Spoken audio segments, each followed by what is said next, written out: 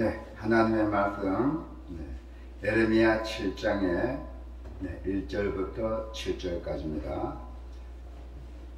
전부 다 같이 읽읍시다. 여호와께로부터 예레미야에게 말씀이 임하니라. 이르시되 너는 여호와의 진문에 서서 이 말을 선포하여 이르기를 여호와께 예배하라. 이 문으로 들어가는 유다 사람들아, 여호와의 말씀을 들으라. 만군의 여호와 이스라엘의 하나님께서 이와 같이 말씀하시되 너희 길과 행위를 바르게 하라. 그리하면 내가 너희로 이곳에 살게 하리라. 너희는 이것이 여호와의 성전이라, 여호와의 성전이라, 여호와의 성전이라 하는 거짓말을 믿지 말라.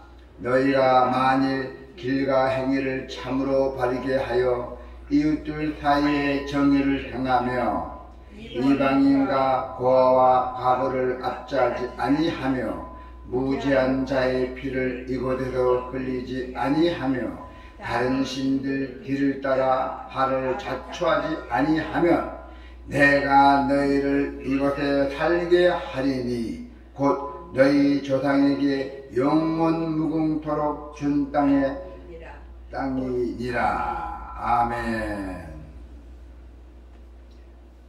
오늘 말씀은 여호와의 말씀을 들으라.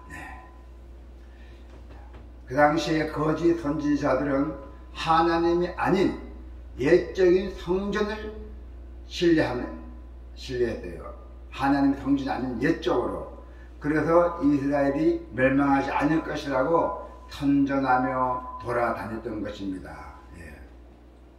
자, 4절 같이 한번 읽어볼까요? 4절 시작. 너희는 이것이 여호와의 성전이라, 여호와의 성전이라, 여호와의 성전이라 하는 거짓말을 믿지 말라 하셨잖아요. 지금도 거짓 선지자들이 많이 있습니다. 자칭 선지자, 자칭 전도사, 엄청나게 많이 있습니다. 갈수록 엄청나게 늘어나 있다는 것입니다. 예. 그러나 예레미야는 성전 문 앞에서 너희 길과 행실을 바르게 하여, 즉 공의와 신앙을 바르게 하라 했어요. 그들 조상에게 약속된 땅을 기업으로 받을 수 있다고 선포하였습니다. 여호와께서. 그리고 여호와의 성전이라 하는 거짓말. 오늘 본문의 4절에 보니까 여호와의 성전, 여호와의 성전, 여호와의 성전 3번이 반복됐어요. 한 번도 아니고 3번, 2번도 아니고 3번. 이것을 설명하는 데는 아주 역사적 배경이 필요합니다. 자, 여기 보면은 첫 번째는 유대인들의 그 종교적 의식이 있어요. 유대의 종교적 의식, 즉 경배와 중요성, 그것이 3대 형식과 관련지어서 되어 있어요. 그래서 그들은 기도문조차도 아주 마술적인 주문처럼 애우고 다녔어요. 딱 애워갖고 그냥 한 가지만 애워갖고. 지금 현재 우리 사회에 보면은 이단들이 그렇습니다. 이단들이 그걸 똘똘똘 아주 애우고 다녀요. 그것만 애워갖고 사람들 포섭합니다. 똑같습니다. 이런 식입니다. 네. 그래서 오늘 본문 중에도 아주 예루살렘 성전에 대한 형식적인 경배와 모습이라고 할 수가 있어요. 형식적인 경배. 자, 두 번째는 성전의 세 부분이 있어요. 성전의 세 부분. 즉 언약궤가 있는 지성소가 있어요. 언약궤가 있는 지성소. 그 다음에 제사장들이 출입하는 성소가 있고, 그리고 희생을 바치는 성전들과 관련지어 있습니다. 즉 성전은 세겹으로 벽으로 둘러싸여 있어요. 벽이 세겹으로. 그래서 난공불락인에서 성국같이 보이는 것처럼 유대인들에게는 이 세겹의 방벽이 지친 보면은 피난처로 보였기 때문이에요. 옛날에 전쟁도 많이 났기 때문에 성벽이 무너지고 막 그러기 때문에 성벽을 세고 이렇게 왔답니다. 자, 그리고 세 번째는 BC 701년 무렵에 산헤립의 대군이 있었어요. 산헤립의 대군이 예루살렘을 포위 사건이 있었어요. 예루살렘을 침공해서 예루살렘을 침공하려고 완전 포위했어요. 그런 사건도 있었습니다. 예. 자, 이것이 이제 곧 시리아의 산헤립 대군이 예루살렘을 포위했으나 어떤 이유인지는 분명하지 않지만은 하룻밤 사이에 포위를 풀고 돌아간 사건이 있었어요. 그것이 뭐냐면은 산헤립 대군이 이스라엘 다 이제 양쪽 포위하고 침공하려 했었는데 그날 밤에 여호와께서 나타났어요. 여호와께서 나타나고 너희들 이 이스라엘을 건들면은 너희들은 죽음이다. 그래서 이 왕 산헤립 대군 왕이 엄청난 고민하다가 신하들하고 같이 회의를 시작했는데 그것이 그러면은 우리가 포기하고 돌아갑시다. 그렇게 그 신하들이 얘기한 바람에 산헤립 대군이 철수했던 사건이었어요. 아주 대단한 그 이스라엘이 축복을 받은 겁니다. 유대인들은 이 사건이 성전과 관련되는 것으로 생각했어요. 그래서 하나님을 배반하면서도 성전만 신뢰했어요. 이 유대인들이. 이 세상의 세 가지 의견들이 잘 살펴보면은 공통된 점은 하나, 예루살렘이었어요. 예루살렘의 성전의 보호, 예루살렘의 성전의 보호, 산헤립 대군이 침공하러 포위했을 때 그 성전의 보호, 우리 이스라엘 절대 멸망하지 않을 것이다 하는 그런 게 있었어요. 그래서 그 선지자가 예레미야 선지자가 됐어요. 예레미야 선지자는 그의 그 거짓, 허위죠. 그러니까 거짓 선지자들, 그런 선지자에게 비판하면서 그들의 신앙을, 거짓 예언자, 거짓 선지자를 이제 비신앙을 이제 아주 고발하고 있던 것입니다. 하나님께. 자, 여기에 보면은 역사적 통찰력 없는 설교가 있었어요. 거짓 선지자들이. 그래서 비록 많은 사람들이 마음을 사로잡을 수도 있을지는 몰라도 하나님의 말씀을 도용한 것처럼 그 거짓 선지자들이 선포와 같다는 것입니다. 그래서 어느 교회 목사가 주일 아침에 설교 중에 죄에 대한 강력하게 언급되었고 또 우리 성도들에게 맨 지적만 했어요. 하나님 위해서 왜 이렇게 하나 저렇게 하나, 이렇게 해야 된다 저렇게 해야 된다고 그런 지적을 했더니 어떤 장로분들이 와서 왜 하나님께 우리들에게 이렇게 지적을 하냐, 좋은 말씀을 사랑과 사랑 말씀을 다 빼고 그렇게 한 성도들도 찾아왔다고 합니다. 자, 그래서 이제 어느 날 하나님께서는 그 선지자 예레미야를 불렀어요. 당신이 메시지를 줬어요. 하나님이 예레미야 선지자 불러서 메시지를 줬어요. 이 메시지를 이스라엘 백성들에게 전하라 했어요. 어떤 메시지냐면은 이제 곧 임하게 될 심판을 앞에 두고 마지막 당신들의 그 백성들에게 해결을 촉구하시는 하나님의 그 슬픈 목소리를 담긴 내용이었어요. 하나님께서 슬픈 목소리로 마지막으로 너희들 해결을 하라. 슬픈 목소리로 하나님께서. 왜냐면은 왜 하나님께서 그랬을까요? 그 이유는 그들이 선지자의 공고를 듣지 않았어요. 예레미야 같은 말씀 듣지 않았고 허위된 그 이단들의 말만 듣고 다녔어요. 그래서 하나님께서는 선지자의 백성들에게 향하여 뭐라 했냐면은 하도 안 되니까 선지자의 말씀도 안 듣고 그러니까 이제 하나님이 직접 나섰어요. 나서고 뭐라 하냐면 여호와의 말씀을 들으라고 선포했어요. 하나님께서는 그 당시 예치전 막 소리 지르고 외치고 다녔던 그 메시지는 그 메시지가 하나님의 그 메시지가 지금도 우리 성도들의 귀에 들려있다는 것입니다. 지금도 여호와의 말씀을 들으라. 오죽에 뜨면 여호와의 말씀을 들으라고 한옥 직접 나섰던 거예요. 자, 이제 우리가 이 말씀을 예배 드리고 교회 문을 닫은 성도는 모든 사람이 많이 있습니다. 우리 모든 성도들은 항상 귀를 기울여야 돼요. 여호와의 말씀을 들으라. 여호와의 말씀을 우리가 잘 섬기해야 된다는 것이죠. 오늘 본문의 2절에 보니까 여호와께 경배하라. 이 문으로 들어가는 유대인이라고 말했기 때문이죠. 그죠? 2절에 보니까 너는 여호와의 집문에서 서서 이 말을 선포하여 이르기를 여호와께서 예배하라. 이 문으로 들어가는 유다 사람들아 여호와의 말씀을 들으라 했어요. 거짓 선지자 말 듣지 말고 여호와의 말씀을 들으라 했어요. 성전도 있고 또 다른 성전도 또 있다는 얘기죠. 유다 성전들. 자, 그래서 회개를 내치고 회개를 내쳐야 한다. 회개를 내쳐야 한다 그랬어요. 하나님께서 너희 그가 행위를 바르게 하라. 3절에 그죠? 예. 만군의 여호와의 이스라엘 하나님께서 이와 같이 말씀하시되 너희 길과 행위를 바르게 하라. 그리하면 내가 너희로 이것에 살게 하리라 했잖아요.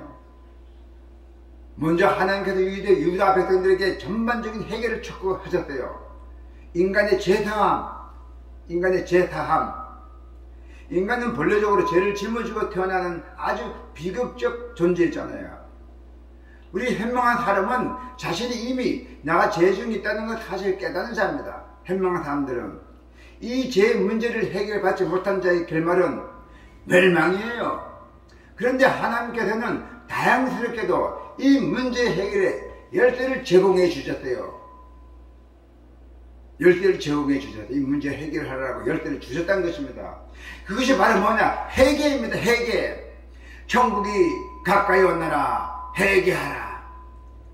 회개는 당사자에게 제사함의 축복을 선사해 준다는 것이에요. 회개한 자는.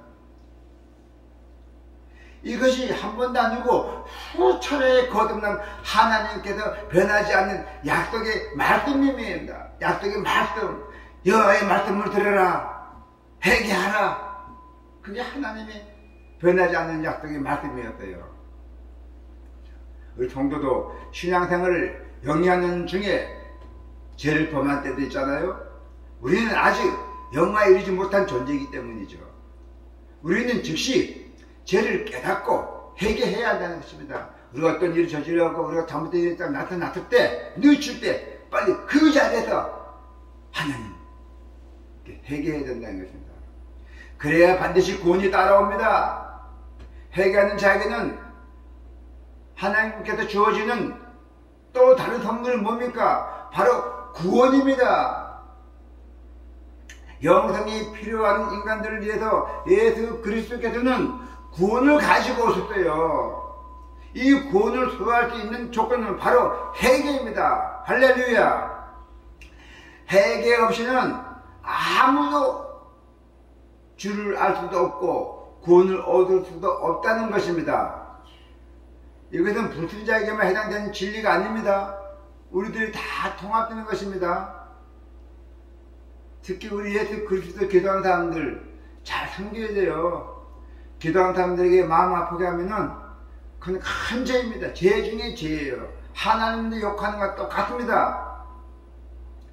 이미 예수 그리스도를 믿고 구원 얻은 성도 역시 이 땅에서 계속적인 구원을 이루어가기 위해서는 어떻게 해야 돼요? 우리가 하는 것마다 잘못일 때마다 회개입니다. 또 남을 위해서 우리가 또 기도도 해줘야 돼요. 회개 기도도 해줘야 돼요. 그것이 우리 사명이에요. 여러분도 사명이에요. 우리는 한 형제들이에요. 서로 어렵고 좀 어려운 일이나 모든 일 사회생활 하다 보면은 부딪히는 일이 많이 있어요. 그럼 서로 이렇게 만나서 나 일을 당해서 어떻게 되었습니까? 서로 의논하다 보면은 하나님께서 누굴 통해서라도 그걸 다 반드시 해결해 주십니다. 어떤 고난과 인연이 집안적 붕떠나 날아가도 내 세상 전세도 다 날아가도 나가 지금 거기 땅 떨어져도 하나님께서는 이 구원을 받은 자에게는 반드시 구출해주고 해결해 주신다는 걸 믿으시길 바랍니다. 회개는 자신의 잘못을 뉘우치고 돌이키는 것으로서 길과 행위를 바르게 하는 것이죠. 자, 우리 이제 공의를 외치고 있어야 됩니다. 회개 다음에 뭡니까? 공의를 외쳐야 된다는 것이요. 이웃들 사이에 우리 공의를 행하라. 자, 5절에 볼까요? 너희가 만일 길과 행위를 참으로 바르게 하여 이웃들 사이에 정의를 행하며, 그죠? 이웃들 사이에 정의를 행하며, 네. 선지자는 이어서 공의를 삶을 살 것을 외치고 있습니다. 우리가 오늘날 불의가 만연한 이 세대에, 이 세상에 하나님의 교회는 한껏 목청을 높여 고고한 목소리로 공의를 부르게 지져야 한다입니다. 목소리로 음성을 높이고 지져야 된다 했어요. 하나님의 속성임 뭡니까? 하나님의 속성임이라는 것이 공의로 번역되면 바로 히브리어로 보면은 올바름, 의로움, 마땅히 공의가 그랬답니다. 그렇게 되어야 합니다. 그러한 의미에서 하나님은 오로지 공의로우십니다. 하나님께서 아주 공의로우십니다. 그분의 그 공덕은 완전하시며 당신의 모든 길이 공평하게 하신댔어요. 그리고 진실하신 하나님의 타닥자는 탕천하지에는 존재하지 않다는 것입니다. 하나님께서는 지금도 공의를 세우기 위해서 역사하고 계셔요. 크고 작은 일을 조그만 일이라도 아주 다 공의롭게 한다는 것입니다. 우리가 게다가 사람들 조그만 일은 신경이 안 쓰잖아요? 아니에요. 조그만 일부터 더 신경 쓰라 하셨대요. 모든 일은 조그만 일에서부터 차근히 더 부러져 나간댔어요. 그래서 우리가 조그만 일이 더 신경 쓰게 되면은 큰 것은 말할 거 없잖아요. 조그만 거 신경 쓰면 모든 사건이 하나도 없어요. 미리미리 다 신경 써서 해결하니까. 네. 그래서 우리는 모든 것을 세심하게 작은 일부터 세심하시길 바랍니다. 자, 이제 마지막 날에 악인과 선임을 심판하실 때에도 오직 공의로운 우리 하나님께서 공의로우심을 만천에 반드시 나타내신다고 하셨어요. 그래서 우리 성도님께서는 반드시 공의를 행해야 합니다. 네. 자, 우리는 비록 연약하고 부족하지만은 성령께서는 우리를 도우셔서 하나님의 그 뜻대로 살아갈 수 있는 힘을 우리에게 공급해 주십니다. 네. 자꾸만 우리가 하나님의 권위가 자꾸 식어져 가고 있는 그 성도에 보면은 힘이 없어요. 그 교회 나와도 힘이 없고 이렇게 씩씩한 거 없고 한 즐겁고 보람이 있어야 되는데 그렇게 안 보여요. 네. 그래서 저는 우리가 하나님의 권위를 우리가 영광스럽게 우리가 올려야 됩니다. 올려야 우리도 하나님께 큰 복을 받아요. 네. 자, 이제는 우리가 여러분도 우리 교회의 참모습을 찾아보기 어려워요. 참 우리가 이 세상이 아마 험한 세상이지만은 이때에 어려울 때일수록 우리가 스스로 우리의 가슴을 치고 우리 스스로 가슴을 치면서 한탄하면서 눈물을 흘리면서 하나님의 영광을 아주 자발적으로 또 내 온 몸을 다 바쳐서 우리가 하나님께 희생적을 삶을 살아야 한다는 것입니다. 그래서 또 어떻게 돼요? 하늘나라에서 예쳐야 안 됐어요. 하늘나라를 위해서 예쳐야 안 됐습니다. 영원 무궁이 준 이 땅, 이 나라. 7절에 한번 볼까요? 마지막 절. 내가 너희를 이곳에 살게 하리니 곧 너희가 조상에게 영원 무궁토록 준 땅에 이라 하잖아요. 네. 예수님께서 공생애를 시작하면서 맨 처음 천국을 전파하셨잖아요. 우리 기독교의 궁극적 목표는 뭡니까? 이 땅의 것이 아닙니다. 우리 예수 그리스도께서는 빌라도를 향하여 내 나라는 여기에 속한 것이 아니라고 했잖아요. 빌라도인데 그렇게 말씀하셨잖아요. 우리는 어디입니까? 우리는 본향이 하늘나라잖아요. 우리는 이 땅에 잠시 살려왔어요. 여러분이나 저나 하늘나라를 갈 것이 얼마 안 남았어요. 하나님 언제 들어갈지 모르겠으나 있는 동안에 열심히 우리 세상에 열심히 잘 사시기를 바랍니다. 하나님 위해서 영광을 올리면서 잘 사시면은 이제 재림을 갖고 되다 보면 양과 염소를 가질 때 보면 하나님께서 다 저쪽에 하면 슉 올라갑니다. 네. 자, 우리 여러분들은 다 필요하세요. 오직 이 성경 중심, 또 하나님의 중심, 그리고 하나님의 주의 전 교회 중심, 하나님의 요구를 알아야 돼요. 하나님 뭘 요구하신지. 여러분들은 성경 중심, 하나님의 중심, 교회 중심, 하나님의 요구를 반드시 알아야 된다는 것입니다. 그래서 하늘나라는 하나님께서 우리에게 주신 영원 무궁한 땅입니다. 할렐루야. 그래서 우리는 이제는 영원한 안식처는 이 죄 많은 이 세상이 아니란 얘기예요. 우리는 모든 보아도 꿈도 어디에 있어요? 소망도 어디 있냐고요? 저 하늘에 있습니다. 저 하늘에. 성도 여러분, 우리는 영원한 안식처는 이 죄 많은 이 세상이 아니라 우리의 모든 보아도 꿈도 소망도 저 하늘에 있다는 것을 잊지 마시기를 바랍니다. 기도가 있겠습니다. 할렐루야. 하나님 아버지 감사합니다. 오늘 주님의 말씀, 여호와의 말씀을 들어라, 여호와의 말씀을 들으라. 오늘 하나님의 말씀을 들으면서 저희들이 이때까지 했던 유치했던 것도 나태한 것도 다시 한번 또 이렇게 저희들에게 베풀어 주셔서 감사합니다. 저희들에게 구원과 함께 내려주신 하나님 아버지 진심으로 진심으로 감사드립니다. 사랑이 풍성하신 예수 그리스도 이름으로 기도드립니다. 아멘.